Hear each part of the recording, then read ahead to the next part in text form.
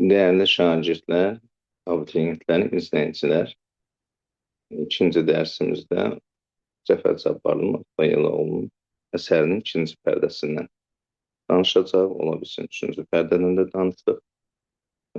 Vaxt uzun çəksə, yarımsıq saxlayacağım, yoxsa imkan olsa, üçüncü pərdədən də danışacağım. İkinci pərdə ümumiyyətlə bizim orta məktəb dərsliyində öyrədilir. Qısa məzmunu verilir. Bu qısa məzmunda da söylənilir ki, bəs deməli, tamaşa haqqında, o cavabə ki var idi, o tamaşa haqqında verilmiş resenziyanı oxuyurlar, yəni rəy oxuyurlar, aktyorlar. Və burada göstərilir ki, bizcə Oktayın sənəti bəyənilmişdir, hamının eyibləri göstərilir. Burada da sözsüz ki, yenə aktyorlar o rəyi oxuduqca kimi ki tənqid ediblər, başlayırlar o birilər də həmin tənqid olanı araya qoymağa. Amma sonra məlum olur ki, burada hamını tənqid ediblər. Mən bu ikinci pərdə haqqında ona görə danışmaq istəyirəm ki, burada növbəti üçüncü, dördüncü pərdələrdə baş verən hadisələri anlamaq üçün burada bəzi epizodlardan xəbərdar olmaq lazımdır. Bu yerin, həmin yerləri xüsusilə oxuyuram. Gedirlər, Oktay Sevərin başını darıyır. Demək, artıq ana dünyasını dəyişmiş, Sevəri Oktay özü ilə hərləyir. Ona görə də burada teatrdadır. Səməd gəlir, Oktay, sən bir şeydə yanılırsan, pulsuz heç bir məqsədə varmaq olmaz. Oktay, mənim pulum, mənim qolum, mənim gücüm, zəhmətim, səmimiyyətim, yəni mənim pulum deyir, mənim qolum, mənim gücüm, zəhmətim, səmimiyyətim, Səməd, yanılırsan Oktay. Pulsuz peyğəmbər ol, yenə sözlərinin qiyməti olmaz. Oktay, mən sözlərimi altın əlavəsi ilə satmaqdansa lal olmaq istərdim. Səməd, Oktay, bir il bundan əvvəl yazıq ananın dərd və qüssədən bağrı çatlayıb öldü. Bu zavallı çocuğa da lazımınca baxılmazsa, Oktay, gündə 2 saat dərs deyirəm. Onun həyatı təmin edilir. Mənə də pulu ancaq bu qədər gərəkdir. Səməd, orası doğrudur. Ancaq xəstə çocuğu soyuqda özünlə götürmüşsən. Oktay, eybi yoxdur, qoy indidən alışsın.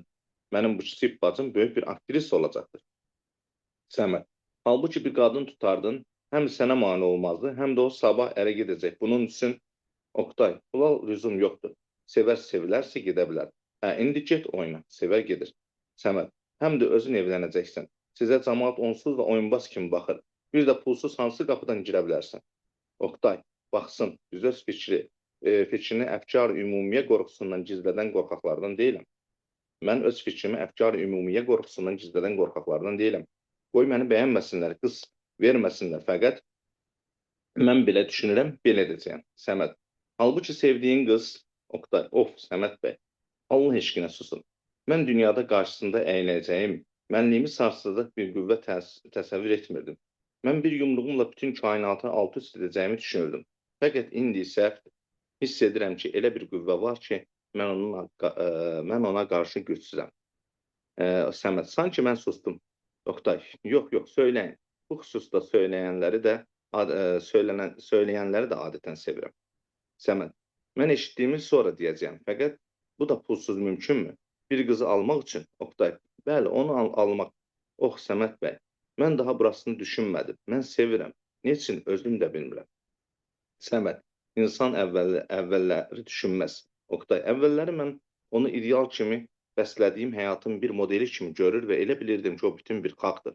Fəqət sonralar onun məsumluğu, sadəliyi, haç həyatı, yox, mən heç bir zaman öz eşqimi ona söyləmərəm. Söylərdim, fəqət başqa bir qız olmadığı üçün çarəsizlikdən onu sevdiyimi düşünəcəklər. Mənim pulum, söyləyə bilmirəm, fəqət mən onu xoşbəxt yaşada bilərdim. Səməd, sevilsən də pulsuz bir adama, Oktay, yox, o məsum bir çocuqdur, o pul düşkünü deyildir. Siz onu görmüş olsaydınız, əvvəlləri milli səhnə deyə bir ayı kimi çalışırdım. Fəqət indi hər şeydə o çalışırkən yoran, yorulurkən qüvvətləndirən, gülürkən ağladan, ağlayırkən güldürən, həm o, onun ümidi, onun xəyalı. Bəzən bir şey söyləmək istəyir, görürəm ki, utanır. Mən də onu saptırıram. Çox vaxt zavallı səbəbsiz ağlayıb gedir. Fəqət mən də ağlayıram. Səməd, Oktay, sən onu məndən gizlədirsən. Fəqət mən bilirəm. Bu gün buraya gəldiyim də bu məsələ üçündür. Bu günlərdə Danyar bəy Firəngiz üçün elçi göndərmək istəyir. Onu burada görmüş, Aslan bəyə söyləmiş, o da acıqlanmış idi. Onlar varlı, şöhrətli, böyük adamlardır. Sən onlara rəqib ola bilməzsən. O bir cür adamdır. Özünü gözlə. Oktay, onun qardaşı ziyalıdır. Fəqət kim bilir? Nəhayət mən ona anladaram ki, mənim heç bir şeyim yox. Pak bir eşkim, sevici bir ürəyim. O, mən burasını heç düşünməmişdim. Dursun. Sizi arayırlar, qalxırlar. Gedərkən qəsdən çağırdım. Firəngiz və Nadia gəlirlər. Nadia, o cansız bir kağızdır, bilirsənmi? Siz danışmağın yolunu bilmirsiniz, Firəngiz. Nadia, utanıram. Axı nə cür deyim ki, söyləyə bilmirəm. Həm də o tez sözü dəyişir. Bu qədər incə, bu qədər həssas adam mən anlamıram. Nadia, o bir aktyordur. Firəngiz, oh Nadia, mən həmişə sən deyən kimi yadımda saxlayıram ki, aktyorlara ancaq səhnədə baxmalı, onları həyatda görməməlidir. Onları həyatda görməməlidir. Əvvəllər mən onu oyunları üçün bəyənir, onunla sizə qarşı fəxr edirdim. Fəqət sonralar, ona həyatda bir təsadüf etdim. Bilmirəm, onun gözlərində anlaşılmaz bir qüvvət, simasında, sözlərində, rəftarında yox, o həyatda da gözəl.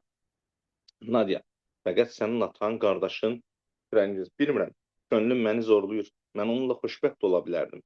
Bilirmisən, mənim atam, Nadia, özümü öldürəcəyəm. Oktay, səhnə arxasından. Bitirincə mənə söylərsən. Nadia, gəlir, hər halda mən gedirəm. Aslan bəyə görüşmərəm, gözləyərəm. Gedir. Oktay gəlir, Firəngiz. Oh, bu paltar sizə o qədər yaraşır ki, Oktay. Oktay, çünki mən bunları geyəndə Oktay olmuram.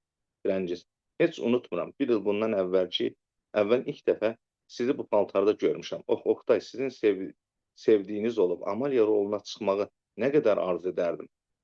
Məni də alqışlardılar, fəqət atam, heç qardaşım da razı olmaz. Mən Amalyanın ölümünü çox sevirəm.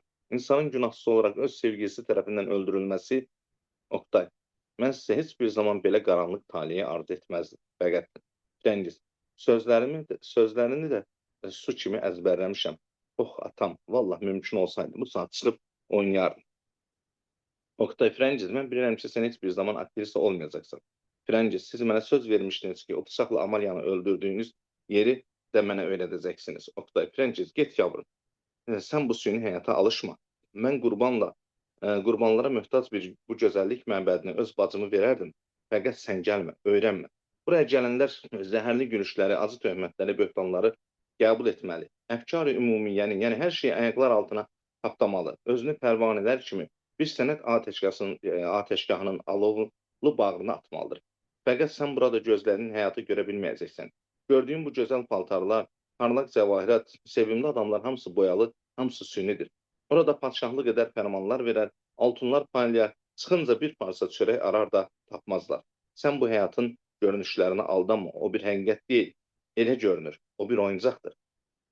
Firəngiz, sanki siz 5 dəqiqə zəhmətinizi məndən əsirgəyirsiniz. Oktay, oh, Firəngiz, inan, gedin, bundan sonra heç bir zaman pərdə arxasını keçməyin. Mən heç bir şeydən qorxmuram, çəkinmirəm. Fəqət sizin bura gəlməyiniz adınızı ləkələndirə bilər. Gedin, bundan sonra mən heç bir zaman sizinlə görüşməyəcəyəm. Firəngiz, niçin ağlayırsan? Firəngiz, niçin ağlayırsan? Firəngiz, mən utanıram, siz məni anlamırsınız. Mənim könlüm, alın, kitabdan bir kağız verir, bir daha gəlmərəm, ancaq, Oktay, Firəngiz, yavrum, aldanırsan, sən məni deyil, Çillərin idealını, Şəmsəddin Sami bəyin mini yavrusu Pərvizi sevmişsən. Anla ki, mən bir aktyoram, sən böyük zəngin bir evdənsən, mən yoxsulam. Sən layiq olduğun elə parlaq, firavan bir həyatı mən yarada bilmərəm. Sən mənimlə göz yaşlarından başqa bir şey tapa bilməyəcəksən. Firəngiz, bilirəm, Oktay, sizi gözləyən acı istirabları, müthiş ehtiyacları, yoxsulluğu, göz yaşlarını təsəvvür etmirsiniz. Firəngiz, hamısını bilirəm. Mən həftələrlə ac oturaram. Oktay, axı Firəngiz, sənin qardaşın, of, sevirəm səni, ey şərqin Allah ürəkli yavrusu, sevirəm. Gəl görək, tale nə söyləyəcəkdir. Sözləri bitmiş kimi sükut. Firəngiz, siz söz vermişdiniz. Bizcə son pərdəsi qalıb, o birlərini öyrənmişəm. Oktay, yaxşı, qocadan ayrıldın, sərt və qəti bir səslə yanaşdın, söyləyin, Firəngiz. Sən qatilsən, şeytansan, hər nəsən mən özümü ağuşuna atıram. Oqtay, ayırın bunu məndən, filan filan, atdı, dur, dəymədi. Karlın sevdiyi öz əlində ölməlidir. Belə bıçağı Frəngizə yeridir, Frəngiz qorxur, Frəngiz. Oy, qorxdum. Axı nə cür olur ki, bıçaq düz gəlir, amma batmır. Oqtay, bax belə gəlir. Sonra əyilib bıçağın dəstəsi sizə toxunur. Süni bir ölüm. Öyrəndinmi? Frəngiz, hamısını öyrəndim. İndicə gedib evdə mən də Nadiyanı belə öldürəcəyəm. Oqtay, siz məni belə doğrudan öldürərsinizmi?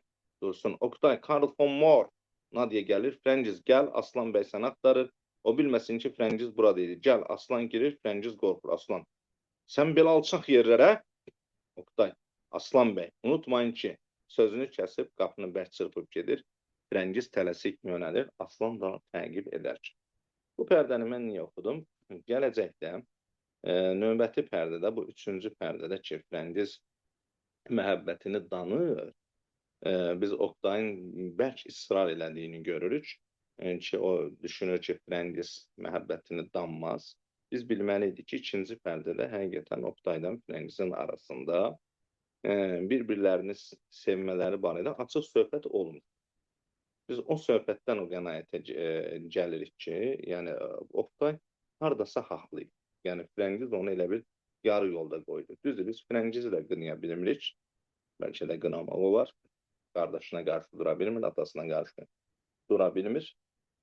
Amma bu ikinci pərdədə Frəngiz həqiqətən öz eşqini Oqtay üçün etiraf eləmiş oldu. Yəni biz təkcə birinci pərdəni görmüş olsaydıq, oxumuş olsaydıq, üçüncü pərdədə qarşılaşdığımız hadisələr bizdə biraz tərəddüd yarada bilərdi. Keçək üçüncü pərdəyə. Üçüncü pərdə Aslan bəyin qəbul otağıdır. Mən burada əsəri bütünlüklə oxumaq istəmirəm. Qısa məzmununu deyim, kitabda da var, özünüz də buradan da oxuya bilərsiniz. Məlum olur ki, bəs Nadiyanın Nadia ilə Frəngizin söhbətində məlum olur ki, Aslan bəy Frəngizin kitabının arasından Oqtayın məktubunu tapmışır. Və bu da Frəngizin də üstəlik hələ burada başqa bir problemi əmələ gəlibdir. Sözsüz ki, onu deyim ki, Aslan bəy özünü nə qədər realıq kimi göstərmiş olsa, biz ikinci pərdən sonunda görürük ki, bacısının səhnə arxasına keçməsini böyük bir biabırçılıq hesab edir. Bu, oranı alçaq yer hesab edir. Adamlar tamaşaya gəlib baxır, zövq alır. Amma adamlara, sənətin daşıyıcılarına yuxarıdan aşağı baxırlar, çox alçaldıcı nəzərlərdən baxırlar. Demək, bacısının da Oqtayı sevməsini biləndə Aslan bəy özündən çıxır. Üstəlik, burada hələ başqa bir problem də var. Ümumiyyətlə, Frəngizin tamaşaya getdiyini bildiyi üçün Hacızaman bərk əsəbləşmiş olur. Biz bilmirik ki, Hacızaman bunu hardan eşidir. Amma görünür ki, çatdırıblar. Və Hacızaman deyir ki, mən cəmaata gülürdüm ki, cəmaat namusunu ayaqlar altına atıb, amma eşitmə mənim özüm çox dəhşətli bir gündəyəm, artıq oğlu ilə düşman kimi olubdur.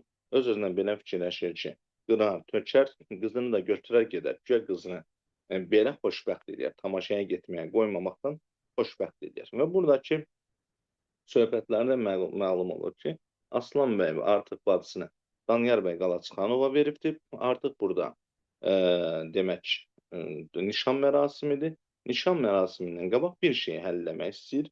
Eşim belini bərkitmək istəyir, belini möhkəm yerə bağlamaq istəyir ki, Oqtayı da gətirsin. Bacısını məcbur edir Frəngizi ki, Oqtaya deyirsən ki, bəs mən səni sevmirəm, sən səhv başa düşmüsən, bizim məktublaşmamızı doğru anlamamısan. Bəli, Oqtay Aslan bəy gətirir qəbuluna. Biz bu söhbətlər məqamında görürük ki, Danyar bəy Qalaçıxanov Aslan bəy vəzifəyə seçilməsində, o prava üzvü olmasında böyük fədakarlıqlar edib, öz nüfuzundan istifadə edib. Aslan bəy də özünü minnətdar bilir Danyar bəy Qalaçıxanova, bacısını ona verməkdə özünə şərəf bilir. Və bacısıyla Nadia deməli, Frəngizi başa salır ki, qardaşın belə istəyir ki, sən ona deyəsən ki, bəs siz məni səhv anlamısınız. Frəngiz də çox, deməli, əvvəlcə Oqtaydan Aslan bəy danışırlar, sözsüz ki, burada böyük polemika gedir. Oqtay Aslan bəy axırda bilirik də biz Oktay bir şeydən çıxa bilməyəndə, onun ideallarına uyğun gəlməyən münasibət olanda qarşı tərəfi heç hesab edir. Və bəzən xalqı da demiş ki, o bir heç mənə pis baxan o xalq bir heç, amma mən bu xalqı öz istədiyim səviyyəyə gətirəcəyəm. Aslan bəydən də danışanda görəndə ki, Aslan bəydən dünya görüşləri tamamilə fərqlidir. Aslan bəy də deyir ki, mən səni bir heç hesab edirəm və deyir ki, məcbur edir Oktay. Əslində Aslan bəy buna hazırlıqlı idi ki, bəs mənə qız özü deməlidir ki, mən səni sevmirəm, sən məni səhv başa düşmüsən. Bəli, Firəngiz gəlir çox qəribə şəkildə. Bir vaxt ki, Oktay ona deyirdi ki, sən mənim sənətimi sevirsən, özünü sevmirsən. Bu da qayıdır həmin şeyləri olduğu kimi ona deyir. Hətta özündən istat gətirir ki, mən sənin sənətini sevmişəm, sən məni səhv anlamısan. Oktay şoka düşür. Nə deyəcəyini bilmir, çaşır. Bu epizodu da xatırladım. Aslan bəy görəndə ki, daha Firəngiz lazım olan hər şeyi dedi. Gəlir, deyir ki, eşitdiniz hər şeyi. Və mən deyir, yaxşı adamam, o sənətə də böyük qiymət verə bilən adamam. Hiss edirəm ki, maddi cəhətdən çətinliklə çəkirsiniz. Paketdə, zətdə ona pul da verir. Düzdür, Oktay sonradan o pullar onun üzünə çırpır. Və Oktay bu yerdə deməyə bir söz tapmır. Deyir ki, mən o həqiqəti axtarıb tapacağam və mən intiqam alacağam. Bu həqiqətsizlikdən, bu durumdan, bu cəmiyyətdən, hər şeydən, özümdən, hətta bu intiqam alacağım dedikcə Aslan bəy də çaşır ki, bu kimdən intiqam alacaq? Elə fikirləşir ki, bunu mu hədələyir? Burada o hissəni bir dənə oxuyum. Oktay deyir ki, kimdən? Özümdən, öz eşqimdən, öz taleyimdən, öz idealımdan, öz tanrımdan, həyatdan, mühitdən, gələcəkdən, həqiqətin yoxluğundan mən o olacağam ki, bundan sonra ola biləcəyəm. Ola biləcəyəm və olacağam bir səfil, həm də sadə bir səfil yox, səfillər padşahı. Budur mənim intiqamım. Əlindəki pulları bütün qüvvəti ilə Aslan bəyin üzünə çırpır, sonra bir baxışla gözlərini yerə dikmiş, Firəngizi süzərək dönüb gedir. Nadia və Aslan arxasınca çıxır, Firəngiz qapıya yaxınlaşıb dayanır və məhzun baxarkən içərdən oxuyurlar. Bir səs gəlir. Mən aşıq neynim sənə, düşübdü meylim sənə. Mən dönsəm, üzüm dönsün, sən dönsən, neynim sənə. Balan ağrın alır. Firəngiz baxır, birdən üzünü örtüb, bərkdən ağlayaraq divan üzərinə atılır və boğulurcasına ağlayır. Demək, ikinci pərdədə biz gördük ki, Oktayla Firəngiz bir-birini artıq sevirlər. Teatrda da hələ ki vəziyyət o qədər də yaxşı deyil, düzdür, inkişaf var, artıq deyir, 30 qadın belə gəlib tamaşalara baxır, zalda adamlar çox olur, amma hələ sənətkarlıq məsələsi çox zəifdir, aktyorlar yaxşı ifadə edə bilmirlər, biri ürəyini tutmaq əvəzinə qarnını tutub, of ürəyim deyir, hərəkətlər təbii deyil, Azərbaycanlı qadın yoxdur rolu oynamağa, kişilərin qadın rolu oynaması da eybəcər görünür. Hətta Tamaranın rolda tənqid olunur. Amma burada ən əsas məsələ də dediyim olur ki, Oktayla Firəngizin bir-birini artıq sevdiyini görürük. Üçüncü pərdədə isə tamamilə hər şeyi əksinə gedir. Aslan bəy bacısına Danyar bəy Qalaçıxanova verir. Özü də bacısını məcbur edir ki, Oktaya desin ki, mən səni sevmirəm, siz məni səhv anlamısınız. Oktaya bundan böyük zərbə ola bilməzdir. Zaten hər şeyini teatra qurban vermiş və gücü Firəngizin məhəbbətindən alan Oktay, Firəngiz tərəfindən vurulduqdan sonra zaten xalq tərəfindən onsuz da hörmət görmürdü. Teatra özünü həsr eləmiş olsa da böyük bir uğurdan hələ söhbət gedə bilməzdi və Oktay özünü artıq səfil, nəinki səfil, səfillər padşahı hiss edir, fikirləşir ki, onun cəmiyyətdən intiqamı özünü ona dəyər verməyənlərin gözünün qarşısında özünün dəyərsiz olduğunu göstərmək olar. Belə bir, necə deyərlər, tərs məntiqdən düşünür, artıq belə deyil, mübarizədən, ideallarına çatmaqdan elə bir sanki vaz keçir, ideallarına çata bilməyəcəyini düşünür. Böyük bir mənəvi zərbə alır.